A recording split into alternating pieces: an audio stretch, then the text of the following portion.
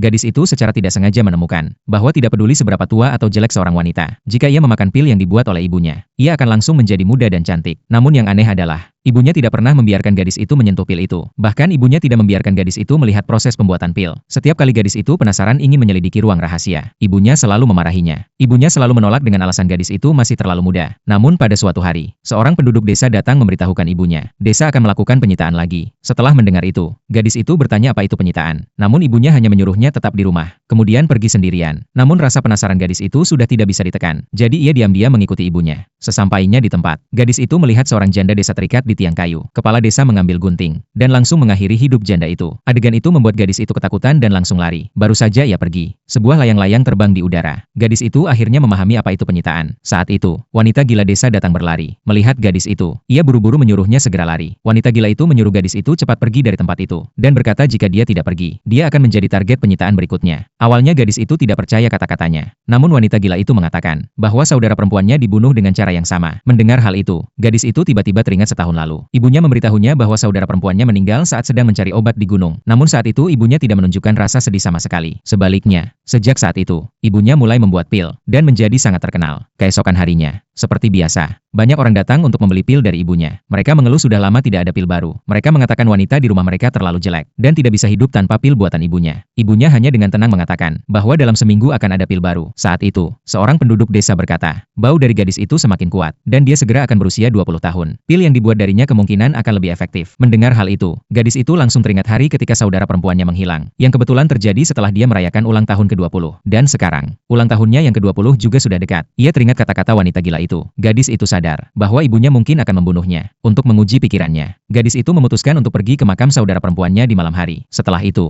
ia perlahan menggali tanah di makam. Begitu membuka peti mati, ia terkejut menemukan peti mati itu kosong. Ini membenarkan kabar bahwa saudara perempuannya dijadikan pil oleh ibunya. Saat itu, ibunya tiba-tiba datang. Menghadapi pertanyaan gadis itu, ibunya tidak memberikan penjelasan. Ia hanya mengatakan bahwa ia akan membawa gadis itu melihat rahasia di ruang rahasia. Kemudian, ibunya mendorong gadis itu masuk ke dalam ruang rahasia. Namun gadis itu tidak menyangka, ruang rahasia itu kosong. Ibunya berkata bahwa ia memiliki alasan sendiri. Namun ia tidak akan menyakiti gadis itu. Ketika waktu yang tepat datang, ia akan memberitahukan segalanya pada gadis itu. Kemudian, ibunya meminta gadis itu untuk menjaga rahasia, dan tidak lagi terlibat dalam hal ini. Gadis itu hanya bisa menyetujui. Namun ketika mereka bersiap untuk pergi, gadis itu melihat sebuah sepatu terjatuh di lantai ruang rahasia. Namun ketika ibunya berbalik untuk memeriksa, sepatu itu sudah menghilang. Ibunya menenangkan gadis itu dengan mengatakan bahwa dia pasti salah lihat. Kemudian mereka pun pergi. Namun gadis itu yakin bahwa sepatu itu adalah milik saudara perempuannya saat meninggal, dan ia memutuskan untuk menyelidiki ruang rahasia lagi ketika ibunya tidak ada di rumah. Keesokan harinya, gadis itu diam-diam kembali memasuki ruang rahasia sendirian.